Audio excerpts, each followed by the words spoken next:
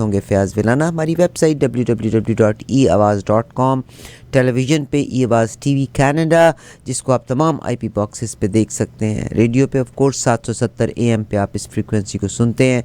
And we look forward for your feedbacks. Fayaz Vilana साहब renowned journalist हैं, बहुत शुक्रिया फॉर बीइंग विद अस।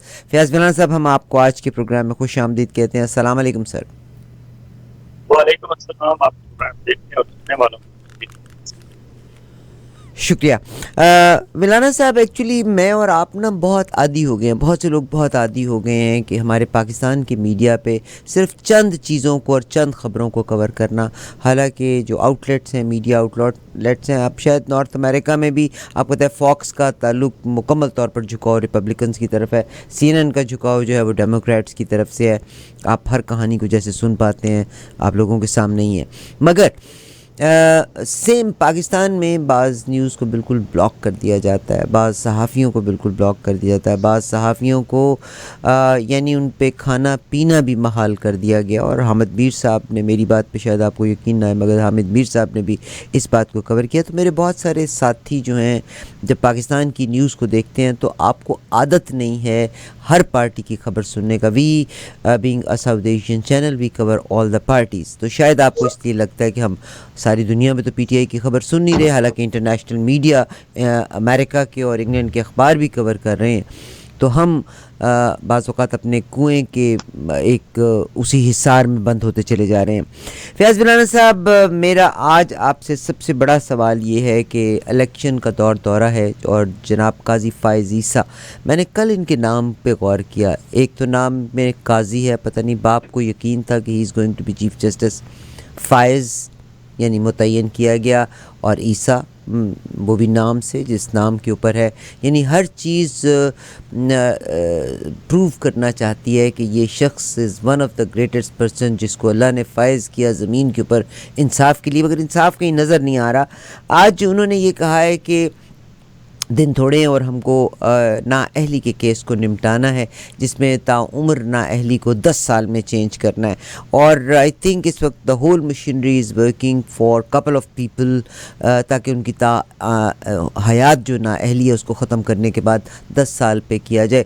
तो मियाँ साहब का भी ये केस अगर जब क्लियर हो जाएगा तो इसका मकसद है कि इलेक्शन में हिस्सा लेने के काबिल हो जाएंगे। और जहांगीर तरीन साहब ने भी क्या वो मिनिमम 10 साल का टेन्योर पूरा कर लेना है।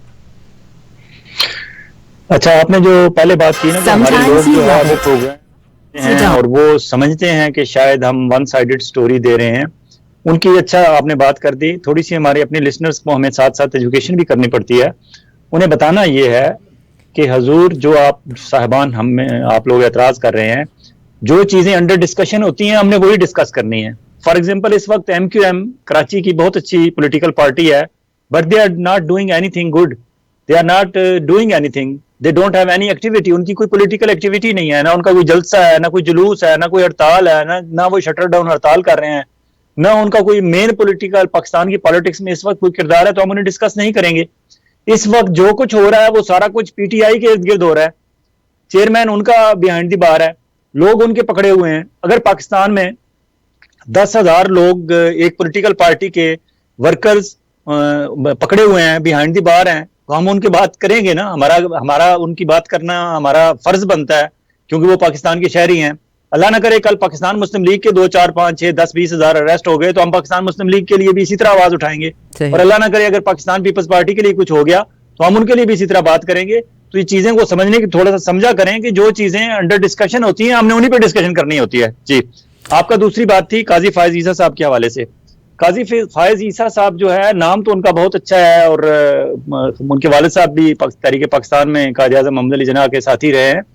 खानदान भी बहुत अच्छा है। इनके एक भाई जो है वो सूबाई इलेक्शन कमिश्नर रहे हैं, ये खुद मुख्तलिफ ओहदों पर रहे हैं। लकी थे कि जब वो PCO वाले जजेस का मामला बना था सब रिजाइन करके चले गए थे, पूरा बलूचिस्तान हाई कोर्ट खाली हो गई थी, तो नई तैनातियां गवर्नमेंट ने खुद डायरेक्ट अपॉइंट किए थे जजेस, और ये पहले जज थे जिन्हें अपॉइंट किया गया था, और इन्हें हाई कोर्ट का जज नहीं अपॉइंट किया था, चीफ जस्टिस अपॉइंट किया गया था बलूचिस्तान हाई कोर्ट का। तो ये वो लकी शख्स हैं कि ये वकालत करते करते chief justice of Balochistan high court बन गए, और दरमियान में बतौर जज इन्होंने वो प्रैक्टिस जो होती है, एक बंदे का एक्सपीरियंस होता है, बंदा प्रॉपर तरीके से सिस्टम से होकर गुजरे तो थोड़ी सी उसमें बर्दाश्त और टॉलरेंस का लेवल डिफरेंट होता है। लेकिन यूं क्योंकि डायरेक्ट चीफ जस्टिस बन गए, पहले दिन से ये बॉस बन गए पूरे प्रोविंस के, फिर इन्होंने बतौर चीफ जस्टिस कहते हैं अच्छा काम किया, इनका रिकॉर्ड वहां अच्छा है, फिर सुप्रीम कोर्ट में आ गए, जरा कोटा होता है हर प्रोविंस का, हर प्रोविंस से जजेस लेके आने होते हैं सुप्रीम कोर्ट में, तो ये उस कोटे में आ गए। जिस तरह इफ्तिखार चौधरी साहब रहने वाले तो फैसलाबाद के थे, लेकिन क्योंकि उनके वालिद साहब और वो खुद बचपन से बलूचिस्तान में रहे तो उनका डोमिसाइल बलूचिस्तान का था। इफ्तिखार चौधरी साहब भी बलूचिस्तान के कोटे पे इस्लामाबाद आए और फिर यहाँ चीफ जस्टिस बन गए। इसी तरह ये भी बलूचिस्तान के कोटे पे आए और चीफ जस्टिस अब बन गए, एज फैक्टर में, जब एज के हिसाब से होता है कितनी सीनियरिटी है और एज कितनी है उस हिसाब में। लेकिन अब जब से ये चीफ जस्टिस बने हैं लोगों को बड़ी उम्मीदें थी इनसे, लेकिन इन्होंने पहले तो एक जब उमर अता बंदयाल साहब से इन्होंने एक जिद लगा के 6 महीने इन्होंने केसेस को हाथ नहीं लगाया, उस वक्त लोगों को लगा कि ये बंदा थोड़ा सा आउट ऑफ द वे या ओवर हो रहा है, एक स्टांस है आपका, लेकिन उस स्टांस पे आप इस हद तक आप जा रहे हैं कि आप sitting chief justice of Pakistan को डिसोबे कर रहे हैं। वो तो उमर अता बंदयाल शरीफ आदमी था, कमजोर आदमी था या बुजदिल आदमी था, उस तरह वो बहादुरी से आगे नहीं बढ़ सके या स्टेप नहीं ले सके। फॉर एग्जाम्पल ये जो हमारी इस वक्त केयर टेकर गवर्नमेंट है मोहसिन नकवी साहब की पंजाब में, और केपीके में जो मौलाना फजल रहमान साहब के दामाद हैं गवर्नर केपीके, उनका वहां सारा अमल दखल है। ये हुकूमतें 9 महीने से आगे चल ही ना सकती हैं। अगर उमर अता बंदयाल साहब को थोड़ा सा बहादुरी का मुजाहरा करते और कायदे कानून के मुताबिक इन्हें 9 महीने बाद घर भेज देते, लेकिन वो वहां भी कमजोर रहे, डरते रहे, पता नहीं पिंडी वालों से डरते थे, पता नहीं किससे डरते थे। इसी तरह वो इन्हें भी उन्होंने कुछ नहीं कहा कि भाई आप बतौर जज आपकी जिम्मेदारी है कि आप केसेस जो मैं आपको दे रहा हूं आप ये केसेस सुने, आपका एतराज अपनी जगह, लेकिन मैं समझता हूं कि जो मैं जिस तरीके से मैं काम कर रहा हूं मैं सही कर रहा हूं। लेकिन इन्होंने नाराज होकर बैठे रहे, इन्होंने हाथ नहीं लगाया 5-6 महीने जजेस का केसेस को, लेकिन तनख्वाह लेते रहे, सारी सहूलियात लेते रहे। अब जब बतौर चीफ जस्टिस आ गए तो लोगों ने कहा कि सिविल लिबर्टीज के हवाले से ये बड़े नारे लगाते हैं तो ये पता नहीं क्या कर देंगे, लेकिन सिविल लिबर्टीज का वो हाल है कि जब से ये आए हैं उससे ज्यादा बुरा हाल हो गया है। और जब ये अभी कोई 2 हफ्ते के लिए बैरून मुल्क छुट्टी पे गए हुए थे तो इस दौरान कोई पेशावर हाई कोर्ट और इधर उधर से कहीं से कोई 2-4 फैसले अवाम के हक में हो गए हैं। जब से ये वापस आए हैं फिर वो फैसले रिवर्स होना शुरू हो गए हैं, तो इन्होंने तो लोगों को सख्त मायूस किया है। फॉर एग्जाम्पल आज की हियरिंग की आप बात कर रही हैं जिसमें नाअहली की जिक्र हो रहा था, नवाज शरीफ साहब की नाअहली के लिए वो एक शख्स हैं जिनको बचाने के लिए सारा काम हो रहा है और सारा सिलसिला हो रहा है, क्योंकि नवाज शरीफ से ना पिंडी वालों को कोई मोहब्बत है, ना काजी फायज ईसा साहब को मोहब्बत है, ना और जो लोग हमारे एस्टेब्लिशमेंट, चाहे सिविल एस्टेब्लिशमेंट है चाहे मिलिट्री एस्टेब्लिशमेंट है, सब लोगों को नवाज शरीफ से कोई मोहब्बत नहीं है। उन्हें सिर्फ इमरान खान का खौफ है, वो बुग़्ज़े मुआविया में जो है वो सारा कुछ कर रहे हैं। उन्हें ये खतरा है कि इमरान खान अवाम में पॉपुलर है और उसके बाद अगर सेकंड मोस्ट पॉपुलर, चाहे वो 3% है, 4% है, 10% है, 20% है, वो नवाज शरीफ ही बनता है। बिलावल और शहबाज शरीफ और आसिफ जरदारी, मौलाना फजल रहमान, वो सारे इससे बहुत पीछे हैं। तो उन्होंने नंबर 2 पॉपुलर बंदे पे हाथ रखना है। इंतहाई मजबूरी से वो कोशिश कर रहे हैं कि वो आ जाए, लेकिन हालात नहीं लगते कि मियां नवाज शरीफ साहब इख्तिदार में आ सकेंगे। लेकिन आज जो हियरिंग हो रही थी, हियरिंग के दौरान चीफ जस्टिस ऑफ पाकिस्तान साहब ने बहुत सारी बातें की, लेकिन 2 बातें जिन पे मेरे कान खड़े हुए मैं वो डिस्कस करना चाहूंगा। उन्होंने एक कहा कि ताहयात नाअहली का फैसला इस्लामी उसूलों के खिलाफ है और तौबा का दरवाजा तो हमेशा खुला रहता है। अब चीफ जस्टिस ऑफ पाकिस्तान से कोई पूछे कि ड्यूरिंग हियरिंग के दौरान आप जब ये रिमार्क्स देते हैं तो एक्चुअली आप अपना माइंड बता देते हैं, आप अपना माइंड शो कर देते हैं।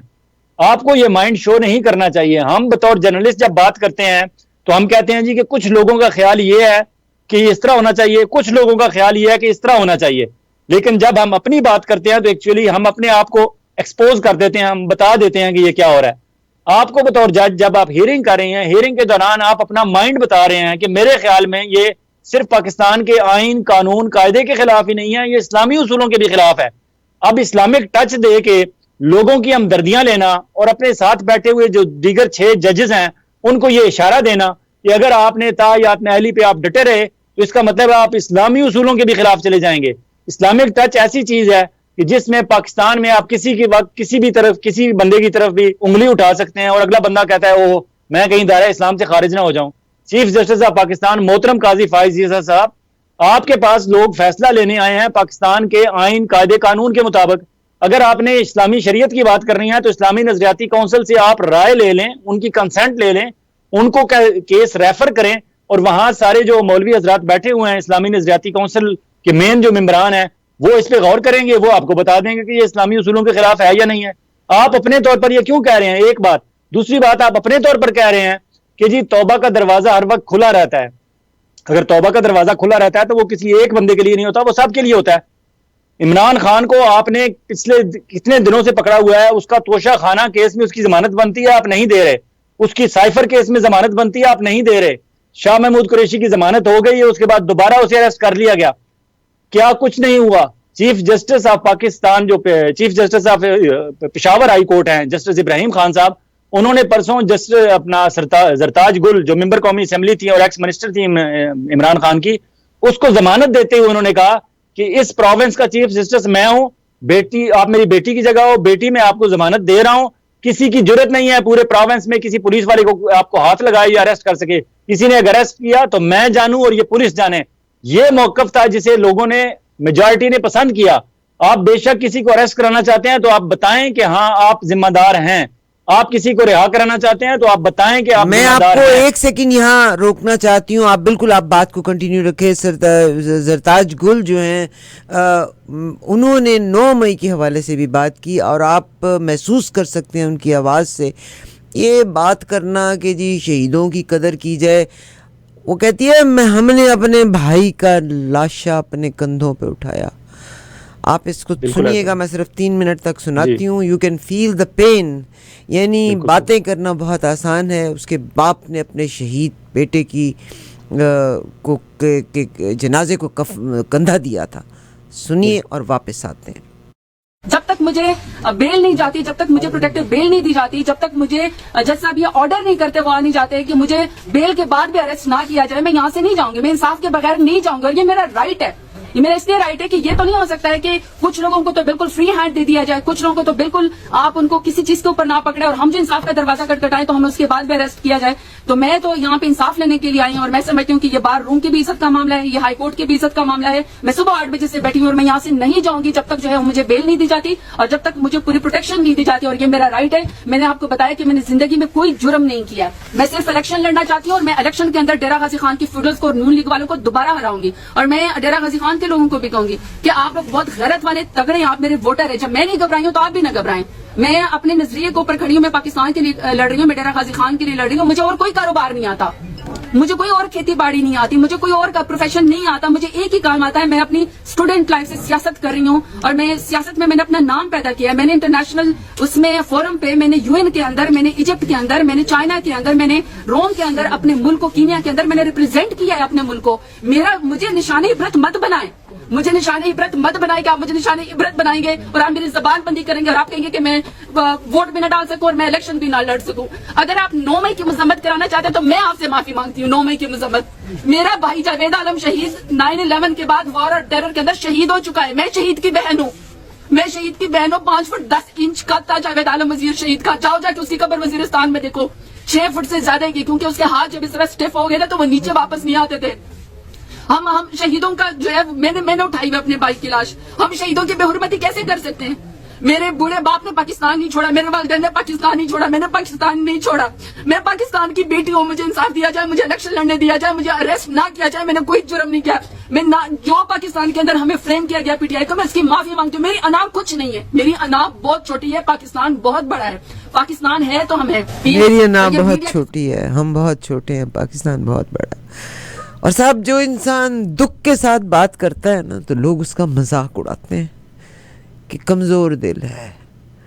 We love Pakistan, we are not against Pakistan, we want to see Pakistan a prosperous country in the world. Allah करे कि साहिब इक़्तिदार लोग, इशराफिया इस बात को पहचान ले। आपको इक़्तिदार तो मिल जाएगा मगर ये ज़िंदगी बहुत बहुत मुख्तसर होगी, बहुत मुख्तसर होगी। कारून आज कहाँ पे? जी फयाज बिलाना साहब। अच्छा किया आपने जरताज गुल की साउंड बाइट आपने सुना दी उनका। जरताज गुल जो कह रही थी, वाकई दुख दर्द उनके चेहरे पे यहाँ था। और शायद ही कोई पाकिस्तान का बंदा हो जो ये सुनने के बाद उसके दिल में उसे ये ख्याल ना पैदा हो कि ये सब कुछ जो कुछ हो रहा है, जो एनालिस्ट पूरी दुनिया में बैठे हुए, गवर्नमेंट ऑफ पाकिस्तान मौजूदा जो अनवर उल्लाह काकड़ साहब की गवर्नमेंट है या उनके पीछे जो हमारे पिंडी वाले मिलिट्री एस्टेब्लिशमेंट है, ये सब जो कुछ कर रहे हैं गलत कर रहे हैं। और अफसोस से कहना पड़ता है कि सुप्रीम कोर्ट ऑफ पाकिस्तान भी उनके साथ मिल गई है इस सारे प्लान में। और अब supreme court of Pakistan, for example ताहियात नाअहली का केस भी है, तो मियां नवाज शरीफ साहब को जिस पनामा केस में नायल किया गया था वो तो 9 जजेस का एक बेंच था। अब इन्होंने 7 जजेस बिठा के, और ये इन्होंने कोशिश किया कि अपनी मर्जी की अपनी पसंद के सारे जजेस बिठाए जाएं, ये भी गलत है। इन्होंने इतराज उमर अता बंदियाल से इन्होंने ये कहा था कि अकेला चीफ जस्टिस बेंचेस नहीं बना सकता, और अब ये खुद बेंचेस बनाए जा रहे हैं। जस्टिस इजाजुल हसन जो टॉप 3 जो अपना सीनियर मोस्ट में आते हैं उनसे कंसल्ट नहीं किया जा रहा, और उन्हें किसी ऐसे बेंच में शामिल भी नहीं किया जा रहा। ना उन्हें शामिल किया जा रहा है, ना जस्टिस मुनीब अख्तर को शामिल किया जा रहा है, ना जस्टिस मज़ाहिर नकवी को शामिल किया जा रहा है, ना जस्टिस आयशा मलिक को शामिल किया जा रहा है। और अब ताज़ा तरीन उस लिस्ट में जस्टिस अतर मिनल्ला भी शामिल हो गए हैं, क्योंकि उन्होंने इमरान खान को मासूम करार दे दिया है और उन्होंने इमरान खान को रिलीफ दिया है 2 केसेस में। तो अब काजी फायज ईसा साहब ये समझते हैं कि शायद अतर मिनल्ला भी मुखालिफ ग्रुप में चले गए हैं, वो मेरी मर्जी के नहीं रहे, वो इमरान खान के हक में बोलना शुरू हो गए हैं, वो शायद पब्लिक को समझ गए हैं, पब्लिक को रीड कर गए हैं, पब्लिक का प्रेशर ले गए हैं, उन्हें भी उन्होंने अपनी लिस्ट से खारिज कर दिया। अब उन्हें भी साथ नहीं बिठाते। तो अपनी पसंद के आप 7 जजेस बिठाएंगे तो 9 जजेस का जो पहला फैसला हुआ है तायात नायली का, उसका क्या होगा? और अगर नायली की आप तौबा के दरवाजे बंद करने की बात करते हैं तो ये 9 मई के लोग हैं, उन्हें 9 मई में आपने पकड़ा है। अब तकरीबन 8 महीने से ज्यादा, अभी 9 तारीख को 9 महीने हो जाएंगे। आपने 9 महीने में अब तक उसका हमारी रियासत कोई फैसला नहीं सुना सकी, ये डिसाइड नहीं कर पा रही कि उनमें से ये जो 10,000 हमने पकड़े हुए हैं, इनमें से कौन से 100-200 थे जिन्होंने लिटरली जना हाउस के अंदर जिन्होंने पांव रखा और वहां तोड़ फोड़ की। बाकी जो बाहर नारे लगा रहे थे या बाहर कहीं से आपने पकड़े किसी शक शुबे में, अभी तक आप ये डिसाइड नहीं कर पा रहे। और आप कहते हैं कि हमारे पास लेटेस्ट जियो फेंसिंग है और लेटेस्ट इक्विपमेंट है और आर्टिफिशियल इंटेलिजेंस है और फलां है, सब कुछ आपके पास है, लेकिन आप इतने नायल हैं। 9 महीने में आप जो मेन कल्प्रिट्स थे, जो असल लोग थे, जो असल जिम्मेदार हैं 9 मई के वाकये के, उन्हें आप अलग नहीं कर सके। और अब ये जो नया ट्रेंड आया है कि केपीके में जाते हैं तो वहां के जो चीफ जस्टिस हैं इब्राहिम खान साहब, उन्होंने जिस तरह इन जरताज गुल पे और बाकी जो लोग इस तरह के मुतासरीन हैं उनके सर पे हाथ रखना शुरू किया है, तो क्या इसका मतलब ये है कि पाकिस्तान भर में जितने लोग इस वक्त अंडरग्राउंड हैं 9 मई के हवाले से, वो सारे केपीके चले जाएं और केपीके में उन्हें तहफ़्फ़ुज़ मिले? बिल्कुल। किस तरह साहब मेरा ख्याल है मैं अगली खबर की तरफ आ जाएं, क्योंकि टाइम आपको पता ही है। आई एम सो सॉरी, बहुत से लोग डिटेल आपसे सुनना चाहते हैं। ये साहब जो पाकिस्तान मुस्लिम लीग ने जो फैसला किया है, और अयाज सादिक जो कि साबिक स्पीकर असम्बली भी रहे हैं, उन्होंने पता चला है कि अयाज सादिक, राना मशहूद, बिग नेम, मरगूब अहमद और राना मुबशर, इनको कौमी असम्बली की टिकट्स नहीं दी गई। इनको शायद उन्होंने ज़िमनी इंतखाब के टिकट्स के लिए रखा है कि जो होगा फिर तब देख लेंगे। सेनेट की भी इनको पेशकश है। ये क्या हो गया? Ayaz Sadiq was die hard supporter of Muslim League Noon. ये बाजी डाई हार्ड इसी तरह ही होते हैं, जहाँ जहाँ से इन्हें दस्तरखान इनके आगे वसी होता है वहाँ ये डाई हार्ड होते हैं। एक वक्त था, एक रोज ख्वाजा साद रफीक साहब जो वाकई डाई हार्ड है मुस्लिम लीग नून के, एक वक्त था कि वो पाकिस्तान तहरीके इंसाफ ज्वाइन करने वाले थे। बेगम कुलसूम नवाज, अल्लाह उन्हें जन्नत नसीब करे, उन्हें पता चल गया मियाँ साहब पाकिस्तान में नहीं थे, तो कुलसूम नवाज ने फौरन ड्राइवर को कहा गाड़ी निकालें, और वो फौरन ख्वाजा साद रफीक के घर पहुंची और दोनों भाई तैयार होकर इमरान खान के घर जा रहे थे, पीटीआई ज्वाइन करने लगे थे। तो कुलसूम नवाज ने वहां पहुंच के उसने अपना दुपट्टा, जो ऐनी शायद है वो बताते हैं कि दुपट्टा उतार के ख्वाजा साद रफीक के पाँव में रख दिया कि आप मेरे भाई हो, ये बहन का दुपट्टा है, अब इस दुपट्टे की लाज रख लो, अगर इसके ऊपर से गुजर के जा सकते हो तो चले जाओ, मुझे पता है तुम पीटीआई ज्वाइन करने लगे हो। तो ख्वाजा साद रफीक ने दुपट्टा उठा के उनके सर पे रखा और कहा कि नहीं आप बहन है तो मैं ऐसा नहीं करूंगा। वो इस तरह रुके थे।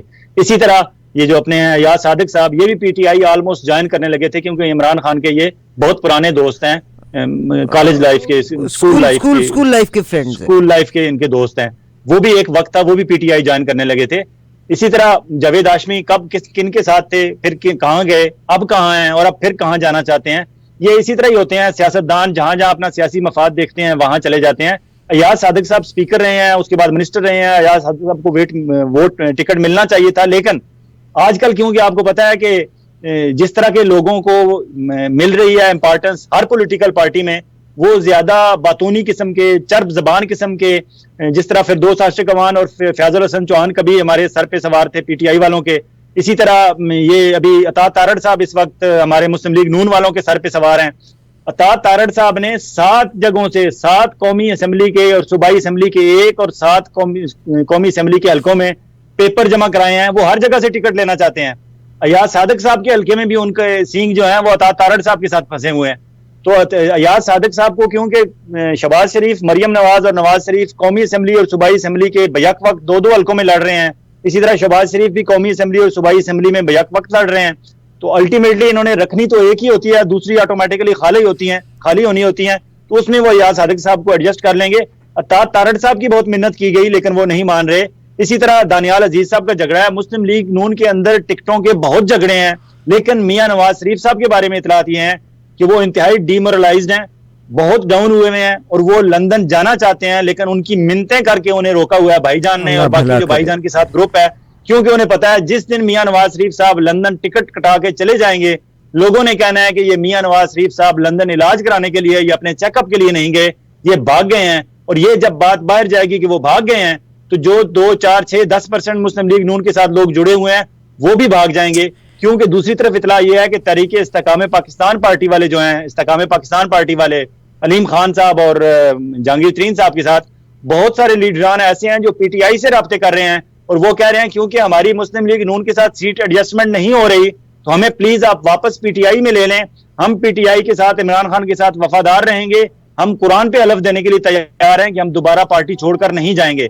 हालात अंदर बहुत खराब हैं, लेकिन जो सर्वेज आ रहे हैं, सर्वेज की रिपोर्ट्स जो हैं वो दिन ब दिन इमरान खान के हक में और मुस्लिम लीग नून के नवाज के खिलाफ जा रही हैं। ताजा तरीन वाकया ये हुआ है कि इमरान खान का एक आर्टिकल छपा है दी इकोनॉमिस्ट में।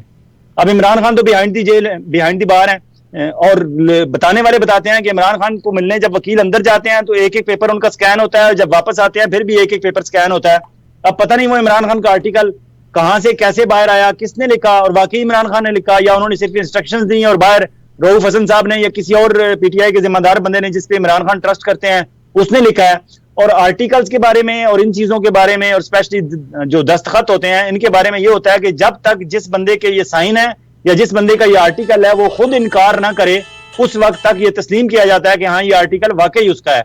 इमरान खान ने दी इकोनॉमिस्ट में एक आर्टिकल लिख के पाकिस्तान के तमाम सियासी माशी हालात के बारे में सब कुछ यहाँ कर दिया है। इमरान खान ने उस आर्टिकल में सियासी अदम मुसावात पे बात किया है। इमरान खान ने उसमें शफाफ इंतखाबात के हवाले से जितने उसके शकूक शुबात थे उसका जिक्र किया है। इमरान खान ने उस आर्टिकल में पाकिस्तान की इकोनॉमी की जो सिचुएशन है उस पर बात किया है और पाकिस्तान में जो कानून की हुक्मरानी के हवाले से जो कानून की धज्जियां उड़ाई जा रही हैं उस पर जिक्र किया है। इमरान खान ने एक आर्टिकल में पाकिस्तान के स्टेट अफेयर्स को कंप्लीटली दुनिया के सामने यहाँ कर दिया है। दूसरी तरफ अभी ताजा तरीन जो रिपोर्ट आई है इसकी ब्लूमबर्ग की वो कोई इतनी हौसला अफजा नहीं है। उन्होंने कहा है कि पाकिस्तान में पिछले एक साल के दौरान 30% महंगाई बढ़ी है, पाकिस्तानी रुपए की कदर में 20% कमी हुई है और 7 रिपोर्ट्स, कोई चाइना का एक डेली है, कोई अमेरिका का डेली है, वहां से जो रिपोर्ट्स पाकिस्तान की सिक्योरिटी के हवाले से आई हैं उन्होंने कहा है कि पिछले एक साल के दौरान पाकिस्तान में 1000 आर्म्ड फोर्सेस के बंदे, उसमें हमारी आर्मी भी है, हमारे नीम सिविल इदारे भी हैं, हमारी पुलिस भी है, 1000 बंदे शहीद हुए हैं। अब ये इतना बड़ा नंबर है और ये नंबर इंक्रीज हुआ है 21 से 20, 21, 22 की निस्बत 2023 में सबसे ज्यादा शहादतें हुई हैं पाकिस्तान में। अब हमारी इंटेलिजेंस एजेंसीज वो इस मामले में पड़ी हुई हैं 9 मई के बाद, और 9 मई से पहले इमरान खान के पीछे थी, पीटीआई के पीछे थी, 9 मई के बाद वो 9 मई के जो लोग थे, जिम्मेदार थे, उनके पीछे पड़ी हुई हैं और फिर उसमें सियासत भी इन्वॉल्व हो गई है। और जिस तरह की अभी जरताज गुल का आपने स्टेटमेंट सुनाई, आप देख लें कि किस हद तक लोगों को उन्होंने दीवार के साथ लगा दिया है।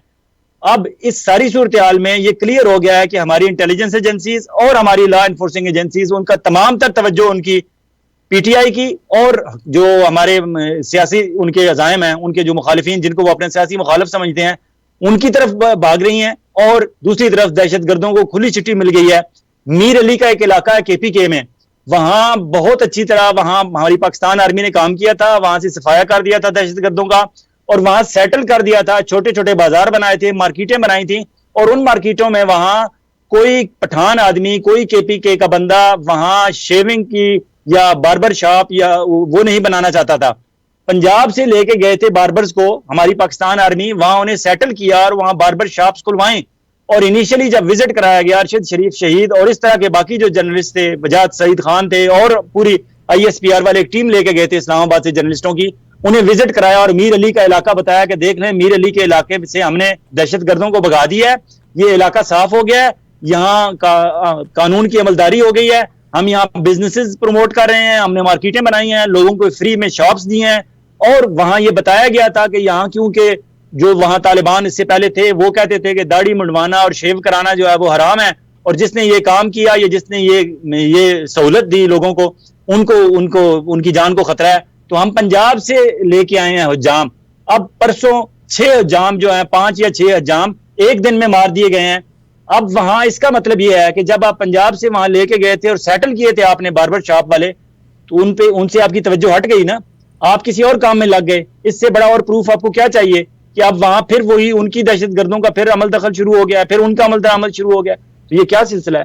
तो हमारे यहाँ हमारे हुक्मरानों की जो रिपोर्टें आ रही हैं इधर से, और फिर 11 जनवरी को IMF की अब मीटिंग है वाशिंगटन में, और उन्होंने 11 जनवरी में यही पूछना है कि हाँ भाई, जो हमारे साथ आपके मामला थे वो क्या थे, और आखिरी जो इन्होंने साफ शफाफ इंतखाबात का वादा किया था उसका क्या हुआ। अब इकोनॉमिस्ट की रिपोर्ट जो है, क्या IMF वाले नहीं पढ़ेंगे? और क्या उनको पास उनकी अपनी IMF जो पाकिस्तान में यूनिट बैठा हुआ IMF का, क्या वहां वो दिन ब दिन एक एक दिन की रिपोर्ट्स नहीं भेज रहे उनको?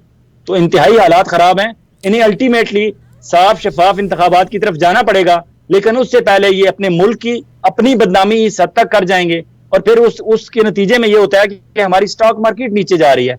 एक दफा हमने 63,000 की जो एक हद थी वहां तक चले गए थे, और अब हम फिर क्रैश हुई है, और शायद ये 10 साल में ये सेकंड टाइम है कि इतनी बुरी क्रैश हुई है पाकिस्तान की स्टॉक मार्केट। तो इंतहाई अफसोसनाक खबरें हैं, देखें आगे क्या होता है। बहुत शुक्रिया आपका। और जनाब फयाज़ बिलाना साहब हमारे साथ हुआ करते होते हैं, और एज़ पर कॉल जैसे आपको बताइए कि जो सूरत हाल है उसको मैंने आपके साथ एक सेगमेंट को कवर करना था। I got very committed today. कल की जो अमेरिका की एक रिपोर्ट आई है, हम इस पूरी की पूरी रिपोर्ट को आपके साथ कवर करेंगे। ये जो मिस्टर एप्स्टन जो हैं, रिच मैन जिसका अपना जजीरा था, और कल 200 लोगों के नाम अनाउंस बड़े लोगों के नाम it's very sad. Bill Clinton का नाम है, प्रिंस के क्वीन के बेटे का नाम है इसमें। आई वाज सरप्राइज, वो कौन से थे जो साइंटिस्ट, हॉकिंस, स्टीफन हॉकिंस, उनका नाम है। I was surprise. इसमें आप इमेजिन कीजिएगा कि इस लिस्ट में, because I am just talking about the list, इस लिस्ट में हमारे माइक्रोसॉफ्ट के उनका नाम है, ये पूरी की पूरी बिल गेट्स का नाम। इस पूरी की पूरी रिपोर्ट को मैं विद पर्सनालिटीज़ उन पिक्चर्स शेयर करेंगे। अभी फर्स्ट एपिसोड में 200 नामों को अनाउंस किया है। हालांकि प्रिंस एंड्रयू के साथ जिस लड़की का नाम था, उन्होंने उसको लमसम एक रकम दे के फैसला भी कर लिया था, बट वो कहते हैं कि this is very sad, very sad. और ये यहाँ पर जो ह्यूमन राइट्स के लिए और बच्चों के राइट्स के लिए जो लोग लड़ते हैं और हमारे मुल्कों में NGOs भेज के उनसे काम करवाते हैं, आप इमेजिन कीजिएगा ये वो दुनिया के वटेरे जो जवान और ख़ूबसूरत लड़कियां या छोटे यंग बच्चियों और बच्चों को चाहते थे अपने साथ रॉन्ग एक्टिविटी में।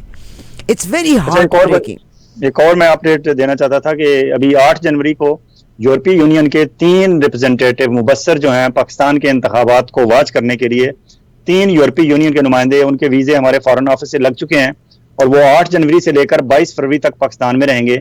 अब 8 जनवरी को जब वो लैंड करेंगे तो वहां से जो पहली रिपोर्ट वो भेजेंगे यूरोपीय यूनियन के मुबस्सर, उन्होंने पाकिस्तान के साफ शफाफ आज़ादाना गैर जानिबदाराना इंतखाबात के हवाले में जो पहली रिपोर्ट ही देनी है, उससे ही खैर से हमारे चीफ इलेक्शन कमिश्नर साहब, चीफ जस्टिस ऑफ पाकिस्तान और हमारे आर्मी चीफ, इन तीनों का जो भी मिली भगत है वो सारी यहाँ हो जाएगी। लेकिन फॉरेन ऑफिस में जब उन 3 बंदों की एप्लीकेशनें पहुंची वीज़ों के लिए, तो फॉरेन ऑफिस वाले हैरान हो गए, और उन्होंने कहा कि ये तो यूजुअली यूरोपीय यूनियन से 40-45 से कम बंदे कभी भी किसी इलेक्शन में नहीं आए, तो ये 3 क्यों आ रहे हैं? तो उन्हें बताया गया कि जनाब ये पहली खेप है, और ये सिर्फ ये देखने के लिए आ रहे हैं कि क्या आप इलेक्शन में सीरियस हैं भी कि नहीं, और उसके बाद आप तैयार रहें। आपके पास इस दफा भी जो यूरोपीय यूनियन से इलेक्शन के मुबस्सरीन आएंगे 40-45 ही आएंगे, लेकिन अभी तक वो मेक श्योर करना चाहते हैं कि आप इलेक्शन कराने में संजीदा हैं भी या नहीं। लेकिन 8 जनवरी को वो पहुंच जाएंगे पाकिस्तान, और 22 फरवरी तक उनका वीज़ा होगा। बहुत शुक्रिया जनाब फयाज़ बिलाना साहब। अभी दीजिए इजाज़त, प्रोग्राम को ज़रूर सुनिएगा। We are already out of our schedules, but you know it's okay, this is January and time will go on. इजाज़त दीजिएगा, अगले प्रोग्राम में मुलाकात के लिए। मिलान साहब आपका बहुत शुक्रिया। खुदा हाफिज़। खुदा हाफिज़। Stay tuned.